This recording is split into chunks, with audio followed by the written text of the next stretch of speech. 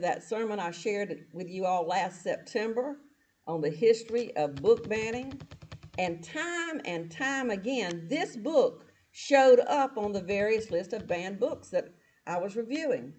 And I thought, dang, it must be good, right? I mean, it keeps showing up. And I was right. Now, this is a YA book.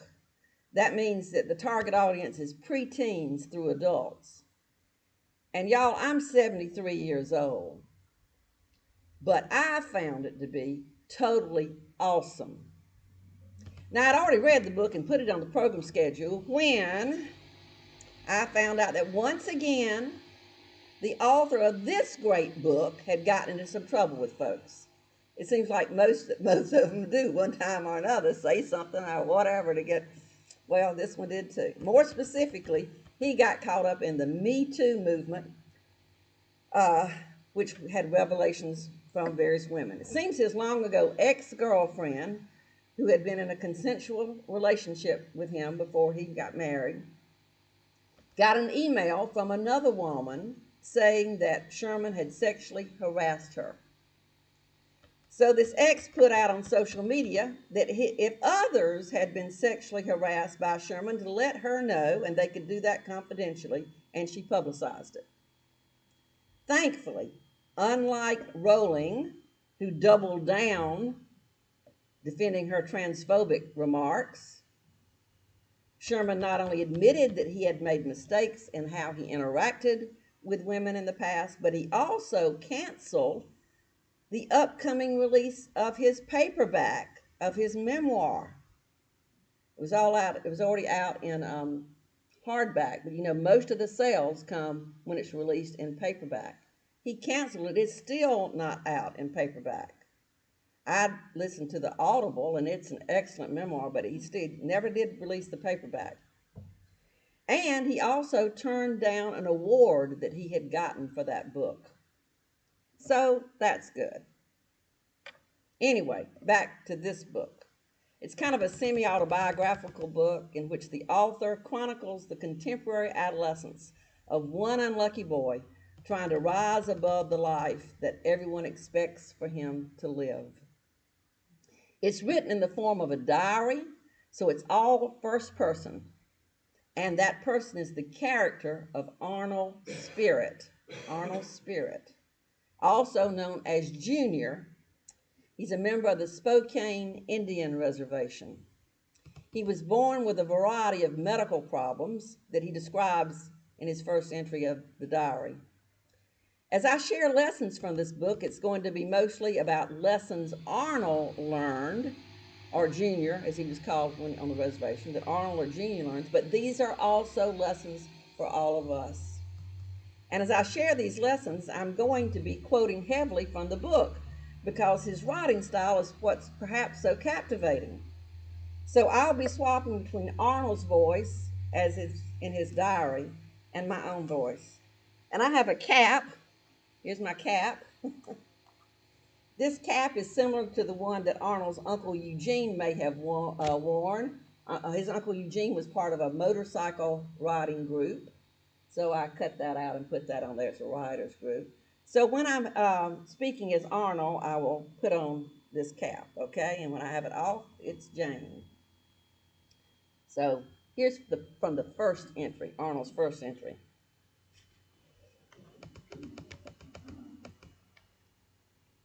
I was born with water on the brain.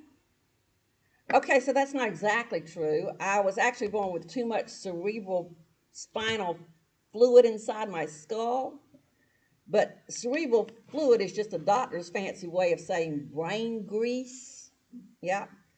And the brain grease works inside the lobes like car grease in an engine, It keeps things running smooth and fast. Well, weird on me, I was born with too much grease inside my skull, and it got all thick and muddy and disgusting, and it mucked up the works. My thinking and breathing and living engine slowed down, and it just got flooded with the brain grease. My brain was drowning in grease. But it's more poetic to say I was born with water on the brain. I was only 6 months old and was supposed to croak during the surgery. And even if I survived, I was supposed to have serious brain damage during the vacuuming procedure and live the rest of my life as a vegetable. Well, obviously, I survived the surgery or I wouldn't be writing this. But I have all sorts of physical problems, and these are directly the result of my brain damage. Arnold goes on to share some of these, including 10 extra teeth that crowded his mouth, and he had to wait forever for the Indian Health Service to fund the major dental work. Yeah, they also funded eyeglasses. He was very farsighted in one eye, very nearsighted in the other. They funded eyeglasses once a year, and they only offered those thick, black plastic, ugly ones. He started wearing them when he was 3. He also was skinny, and he had big feet and a huge round skull. Plus, he had seizures, which caused even more brain damage. And he had a stutter and a lisp. He got called lots of names, and he got beat up a lot. Beat up a lot. So he spent a lot of time indoors at home reading books and drawing cartoons. The one on the screen is the first one that was taped into his diary. He draws because he thinks it can deliver messages that words cannot, and because he's good at it. And the lesson he's learned, looking at the world so far, is that drawing may be his only way to succeed. Here's Arnold. I draw because I want to talk to the world, and I want the world to pay attention to me. I feel important with a pen in my hand. I feel like I might grow up to be somebody important. An artist, maybe a famous artist, maybe a rich artist. That's the only way I can become rich and famous. Just take a look at the world. Almost all of the rich and famous brown people are artists. They're singers and actors and writers and dancers and directors and poets. So I draw because I feel it might be my only real chance to escape the reservation. I think the world is a series of broken dams and floods, and my cartoons are like tiny lifeboats. Here is a lesson from the book that we can learn about what it feels like to be poor and a minority. Arnold has a dog named Oscar, and he loves Oscar. Oscar becomes sick, and he's in a lot of pain. But of course, they can't take the dog to the vet. Here's Arnold's description of what it's like to be poor. It sucks to be poor. And it sucks to feel you somehow deserve to be poor. You start believing that you're poor because you're stupid and ugly. And then you start believing you're stupid and ugly because you're an Indian. And because you're an Indian, you start believing you're destined to be poor. It's an ugly circle, and there's nothing you can do about it. Poverty doesn't give you strength or teach you lessons about perseverance. No, poverty only teaches you how to be poor. So small and weak, I picked up Oscar. He licked my face because he loved and trusted me. And I carried him out to the lawn and laid him down under our green apple tree. I love you, Oscar, I said. He looked at me, and I swear he understood what was happening. He was relieved, but not me. I ran away from there as fast as I could, but nobody, no matter how fast they can run, can't run that fast. So I heard the boom of my father's rifle when he shot my best friend. A bullet only costs about 2 cents, and anybody can afford that. Now, a lesson that Arnold learned about what will get your book banned. No, excuse me, that's not Arnold. A lesson the author, Sherman Alexie, learned about what will get your book banned. Okay? Not that he cares, because it probably added to the sales of it, right? Like Judy Blume said, every time one of her books was banned, the sales went up. But here is the passage in Arnold's diary that is most often reported as disturbing for parents and others who call for it to be taken off of the library shelves. Here is Arnold sharing about his first day of high school on the reservation.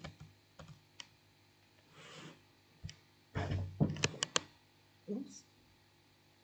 I was 14, and it was my first day of high school. I was happy about that. And I was most especially excited about my first geometry class. Yep, I have to admit that isosceles triangles make me feel hormonal. Now, most guys, no matter what age, get excited about curves and circles, but not me. Now, don't get me wrong. I like girls and their curves, and I really like women and their curvier curves. I spend hours in the bathroom with a magazine that has 1,000 pictures of naked movie stars. That's right. Yes, I admit that I masturbate. I'm proud of it. I'm good at it. I'm ambidextrous. If there were a professional masturbators league, I'd get drafted #1 and make millions of dollars. And maybe you're thinking, well, you shouldn't be talking about masturbation in public. Well, tough. I'm going to talk about it because everybody does it and everybody likes it. If God hadn't wanted us to masturbate, he wouldn't have given us thumbs. I thank God for my thumbs. And Arnold goes on to talk about how he also loves right angles. He tells a little about Mr. P, his weird geometry teacher, who Arnold thinks must be teaching at the reservation school because he's so lonely. And he says that lonely white people tend to hang out with even lonelier Indians. The textbooks are passed out and he opens it to read at the top. This book belongs to Agnes Adams. Well, Agnes Adams was his mother. Adams was her maiden name. And he realizes how old and decrepit the books are at their school. And it makes him mad. So mad that he throws it at Mr. P and hits him in the eye and ends up getting suspended from school. His family was ashamed. He was ashamed. And then he was surprised when he saw Mr. P walking up their driveway with a big bandage on his eye about a week into Arnold's suspension. And this leads to a lesson Arnold learns from Mr. P about what he should do with his life. After a long silence, followed by a conversation in which Mr. P reveals that before Arnold's sister started living in the basement of their home and not coming out after high school, she was the smartest student in school and wanted to be a writer. But she slowly gave up that possibility and reduced herself to being alone. He also opened Arnold's eyes to his own abilities as the smartest kid in school and someone who had persevered so much. Then he asked him to promise that he would never tell what he was going to say next. Mr. P leaned over so even the trees couldn't hear. And he told Arnold that he would have to leave the reservation. I'll let Arnold take it from here. If you stay on this res, Mr. P said, they're going to kill you. I'm going to kill you. We're all going to kill you. You can't fight us forever. I don't want to fight anybody, I said. You've been fighting since you were born, he said. You fought off that brain surgery. You fought off all those seizures. You fought off the drunks and the drug addicts. You kept your hope. And now you've got to take your hope and go somewhere other people have some hope. I was starting to understand. He was a math teacher. I had to add my hope to somebody else's hope. I had to multiply hope by hope. Where is hope? I asked. Who has hope? Son, Mr. P said, you're going to find more and more hope the further and further you walk away from this sad, sad, sad reservation. Next is a lesson that Arnold learned about the support of his parents. So Arnold listened to Mr. P, and he made a plan. Here's the conversation he had with his parents when he got home.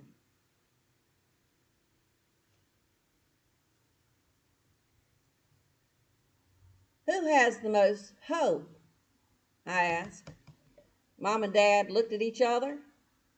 They studied each other's eyes. You know, like they had antennas. They were sending back radio messages back and forth to each other.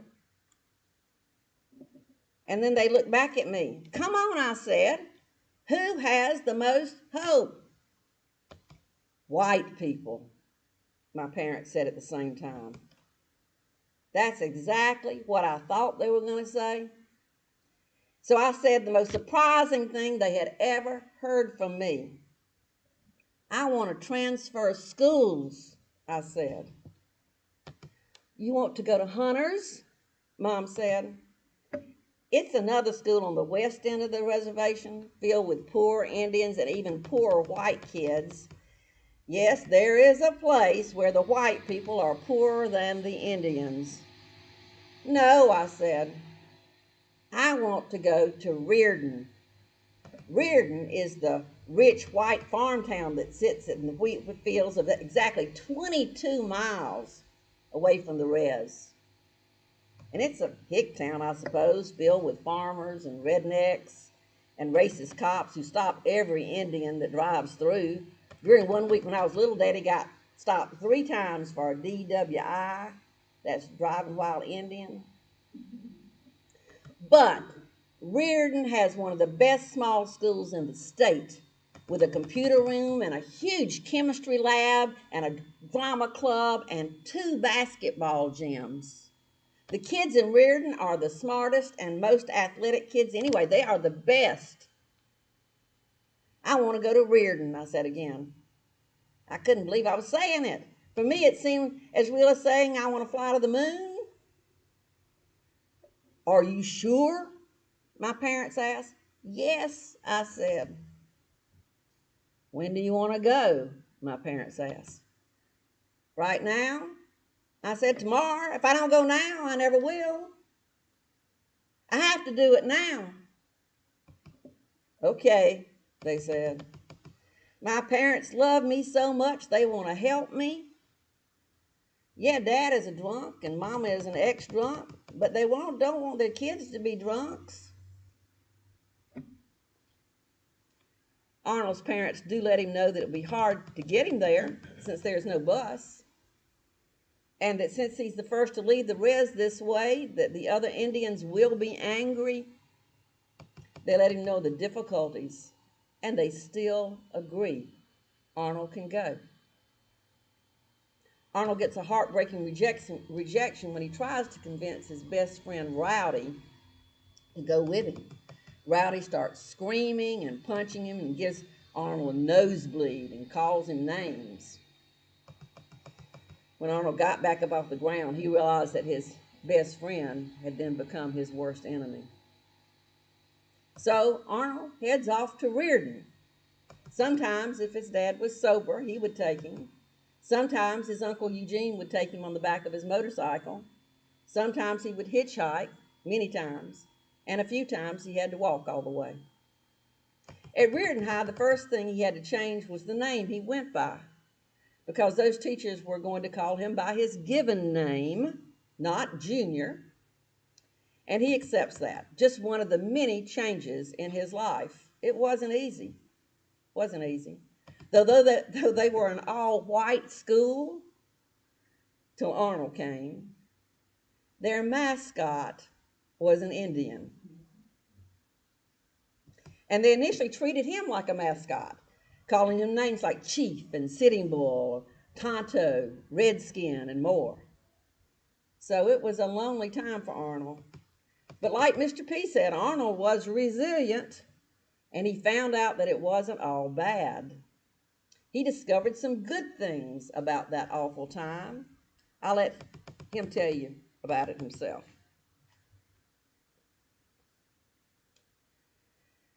First of all, I learned that I was smarter than most of those white kids. Oh, there were a couple of girls and one boy who were like little Einsteins. There was no way I'd be smarter than them. But I was way smarter than 99% of the others. And not just smart for an Indian, okay? I was smart, period. Let me give you an example.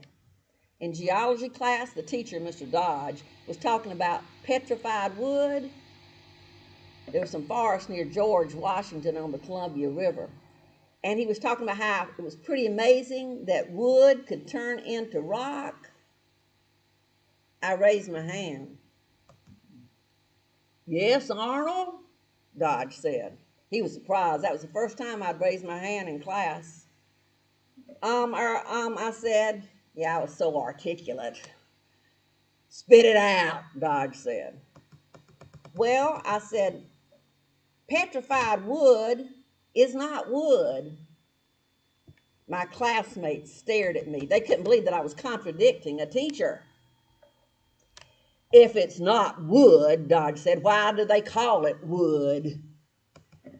I don't know. I said, I didn't name the stuff, but I know how it works.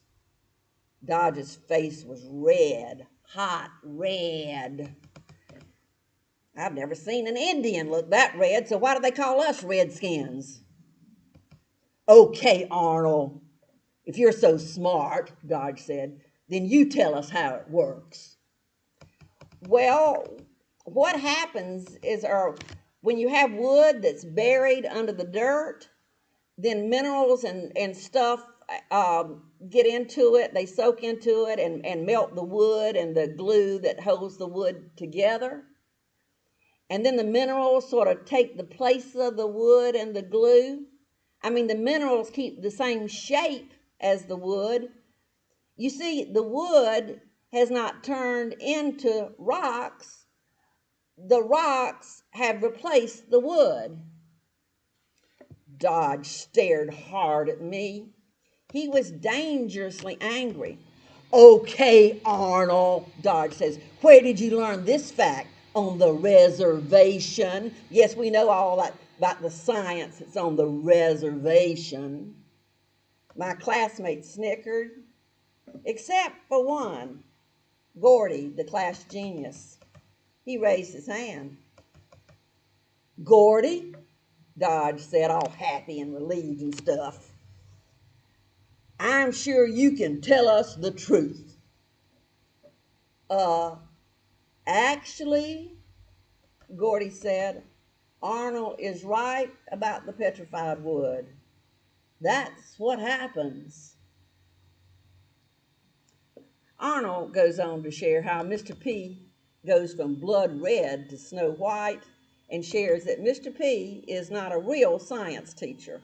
That in small schools, if the real science teacher quits, they just put someone else in the class. And that is why small town kids sometimes don't know the truth about petrified wood. Mr. Dodge thanks Gordy, but he doesn't say anything to Arnold. Eventually, though, Gordy, who is too smart and different for most folks to want to associate with, accepts Arnold's invitation to become his friend. That's not the only friend Arnold makes. He actually gets a girlfriend, the beautiful and popular Penelope, and her accepting him as her boyfriend makes him popular. But Penelope has a problem. She's bulimic. Together they learned about dreaming and overcoming limitations. Arnold includes this conversation and his thoughts about Penelope in this excerpt from his diary. Arnold, she said one day after school, I hate this little town. It's so small, too small. Everything about it is small. The people here have small ideas, small dreams. They want to marry each other and live here forever. What do you want to do? I asked. I want to leave as soon as I can. I think I was born with a suitcase. Yeah, she talked like that, all big and goofy and dramatic. I wanted to make fun of her, but she was so earnest. Where do you want to go? I asked. Everywhere. I want to walk on the Great Wall of China. I want to walk to the top of the pyramids in Egypt. I want to swim in every ocean. I want to climb Mount Everest. Oh, I want to go on an African safari. I want to ride in a dog sled in Antarctica. I want all of it, every single piece of everything. Her eyes got this strange, faraway look, like she'd been hypnotized. I laughed. Don't laugh at me, she said. I'm not laughing at you. I was laughing at your eyes. That's the whole problem, she said. Nobody takes me seriously. Oh, well, come on. It's kind of hard to take you seriously when you're talking about the Great Wall of China and Egypt and stuff. Those are just big, goofy dreams. They're not real. They're real to me, she said. Why don't you quit talking in dreams and tell me what you really want to do with your life? Make it simple. I want to go to Stanford and study architecture. Wow, that's cool, I said. But why architecture? Because I want to build something beautiful and because I want to be remembered. And I couldn't make fun of her for that dream because it was my dream too. And Indian boys weren't supposed to dream like that, and white girls from small towns weren't supposed to dream like that either. We're supposed to be happy with our limitations. But there was no way Penelope and I were going to sit still. Nope, we both wanted to fly. You know, I said, I think it's way cool that you want to travel the world, but you won't even make it halfway if you don't eat enough. She was in pain, and I loved her, sort of loved her, I guess. So I had to love her pain too. Arnold learned a lot of other things at Reardon High School from teachers, from the Einstein kid Gordy, his basketball coach, and other players, especially Roger, excuse me. Rowdy was the guy and his friend in the reservation, especially Roger. That was the guy he played basketball with. But he also learned from his own family back on the reservation. That's why he says he's a part-time Indian. Goes to Reardon School, goes back to the reservation. Arnold shares a lesson that he learned from his beloved grandmother. My grandmother's greatest gift was tolerance. Now, in the old days, Indians used to be forgiving of any kind of eccentricity. In fact, weird people were often celebrated. Epileptics were often shamans because people just assumed that God gave seizure visions to the lucky ones. Gay people were seen as magical too. I mean, like in many cultures, men were viewed as warriors and women were viewed as caretakers. But gay people, having some male and female, were seen as both warriors and caregivers. Gay people could do anything. They were like Swiss Army knives. My grandmother had no use for all the gay bashing and homophobia in the world, especially among other Indians. Geez, she says, who cares if a man wants to marry another man? All I want to know is who's going to pick up all the dirty socks. Of course, ever since white people showed up and brought along their Christianity and their fears of eccentricity, Indians have gradually lost all their tolerance. Indians can be just as judgmental and hateful as anybody. But not my grandmother. She still hung up on that old time Indian spirit, you know. She always approached each new person as a new experience, the exact same way. Whenever we went to Spokane, my grandmother would talk to anybody, even the homeless people, who were talking to the invisible people. My grandmother would talk to the invisible people too. Why would she do that? Well, she said, how can I be sure there aren't invisible people in the world? So I thought about that one.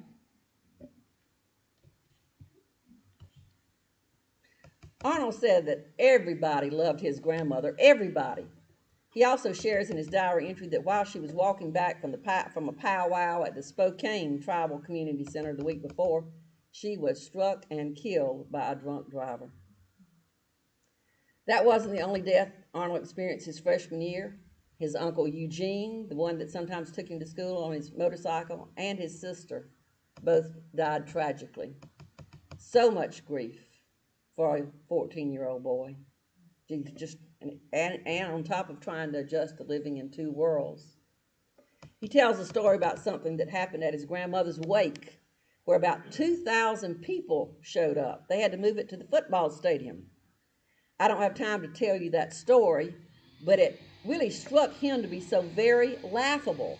And he started laughing, and his mother laughed, and all 2,000 Indians started laughing as well. And it taught him a lesson about grief. Here's part of Arnold's entry. We kept laughing. It was the most glorious noise I had ever heard, and I realized that sure, Indians were drunk and sad and displaced and crazy and mean, but dang, we knew how to laugh. When it comes to death, we know that laughter and tears are pretty much the same thing. And so, laughing and crying, we said goodbye to my grandmother. And when we said goodbye to one grandmother, we said goodbye to all of them. Every funeral was a funeral for all of us. We lived and died together. And all of us laughed when they lowered my grandmother into the ground. And all of us laughed when they covered her with dirt. And all of us laughed as we walked and drove and rode our way back to our lonely, lonely houses. That lesson reminded me of the reading I sometimes share at memorial services by Khalil Gibran, the one that talks about, in the Prophet, the one that talks about joy and sorrow going hand in hand. There are many other lessons that Arnold learned that are lessons for us as well, but I want to close with an excerpt from his final entry. It's about friendship.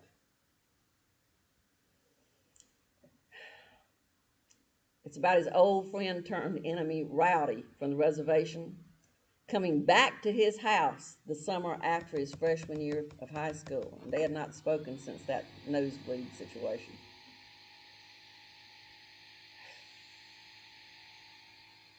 And Arnold asked him why he's there. Rowdy says because he's bored. They share a few insults and laughs. And Rowdy asks him if he wants to go shoot some hoops. And so they walk down to the old courts behind the school and take turns shooting and rebounding for one another, still insulting and laughing. Here's that final excerpt.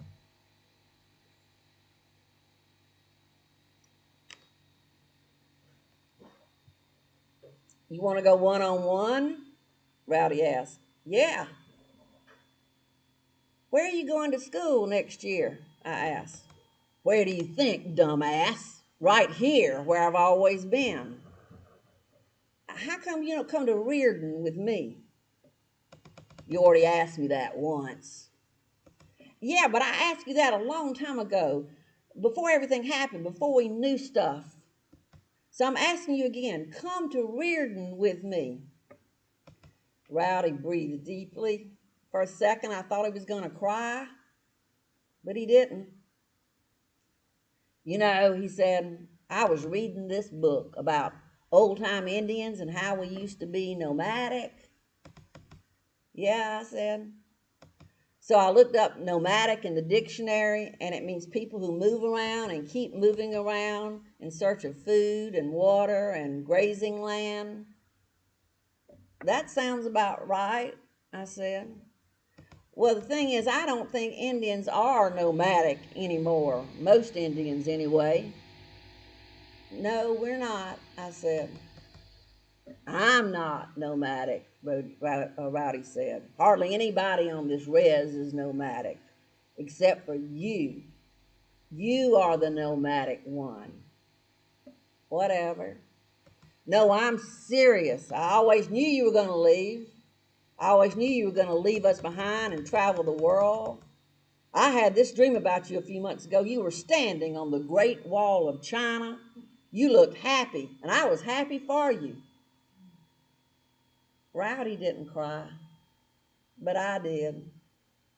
You're an old-time nomad, Rowdy said. You're going to keep moving all over the world in search of food and water and grazing land, and that's pretty cool. I could barely talk. Thank you, I said. Yeah, Rowdy said. Just make sure you send me postcards, you asshole. From everywhere, I said. I would always love Rowdy. I would always miss him too, just as I would always miss my grandmother and my big sister and Eugene. Just as I would always love and miss my reservation and my tribe. I hoped and prayed that they would someday forgive me for leaving them. I hoped and prayed that I would someday forgive myself for leaving them. "Aw, man," Rowdy said, "stop crying." Then he threw me the ball. "Now quit your blubbering," he said, "and play ball." I wiped my tears away, dribbled once, twice, and pulled up for a jumper. Rowdy and I played one-on-one for hours. We played until dark. We played until the street lights lit up the court.